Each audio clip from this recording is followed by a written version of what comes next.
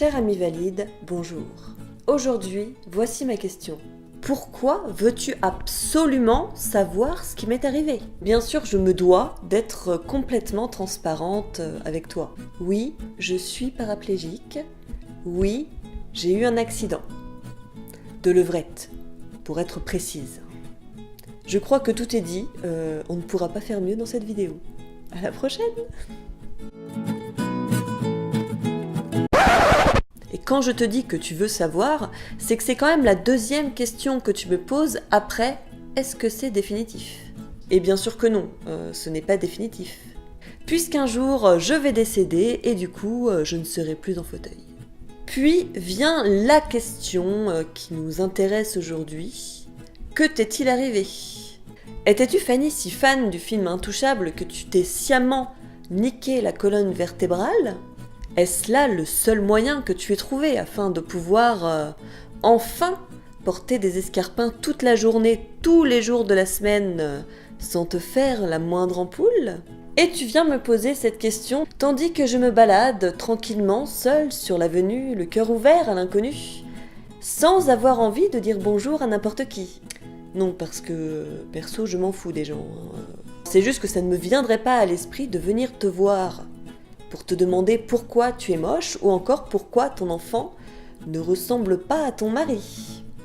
Et pourtant, toi, tu m'interpelles quand je fais du shopping avec mes amis, quand je fais la queue à la pharmacie. J'ai l'impression que tout le monde veut savoir. Les collègues de ma mère veulent savoir, ceux de ma sœur veulent savoir.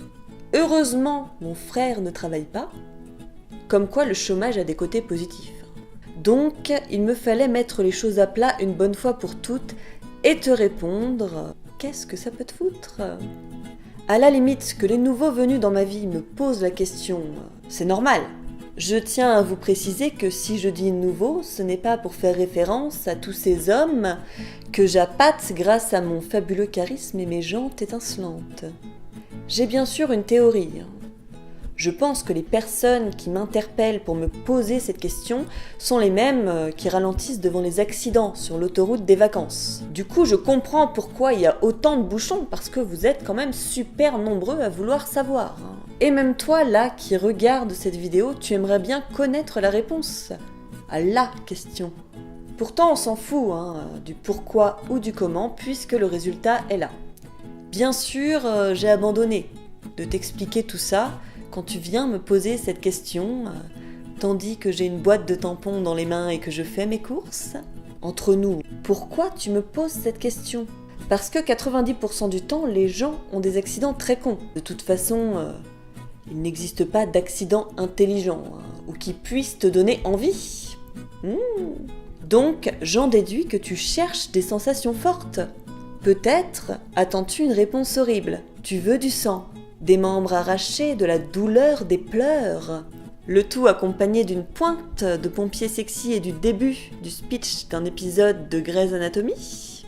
Tu veux que je te fasse vibrer en fait, afin d'égoïstement pouvoir, durant les quelques secondes où tu vas te préoccuper de la misère humaine qu'est ma vie, pouvoir te dire que finalement, la tienne n'est pas si pourrie que ça. Et donc pour satisfaire mon public exigeant, j'invente des scénarios d'accidents. Bon oui, j'avoue, c'est aussi parce que ça me fait rire de voir ta tête. D'où l'histoire de l'accident de levrette en début de vidéo. D'ailleurs, je regrette de l'avoir balancé parce que maintenant, je peux plus faire cette vanne. Sachez-le, je suis insatiable en explications tordues et bizarres, ce qui me permet de t'affirmer aujourd'hui que Philippe Croison, oui, cette personne, s'est battu avec 3 requins blancs afin de sauver un enfant de la noyade. Une charcuterie, comme on dit. Alors ma mère, elle, préfère la version où je t'explique qu'il s'est retrouvé bloqué durant plusieurs semaines sur une montagne enneigée et qu'il a sauvé la vie de tous les membres de sa famille en leur permettant de manger des morceaux de son propre corps. Un héros, oui. Ma mère adore tout ce qui est cannibalisme. Et oui, elle est en liberté. Et donc, pour terminer cette vidéo, la réponse. Mon accident s'est produit le 27 mai 2007, à minuit 27 exactement. J'effectuais une mission de reconnaissance Alors j'ai mal géré mon atterrissage et ma navette s'est complètement ramassée dans un champ de patates. Bien sûr, sur le coup, je me suis niqué la moelle épinière, hein, sinon c'était pas drôle. Et depuis, eh bien, impossible de joindre un vaisseau mère ou un module, hein, parce que tout simplement mon commutateur est HS et qu'apparemment le matériau dont j'ai besoin pour le réparer n'existe pas sur cette planète. Pas de bol.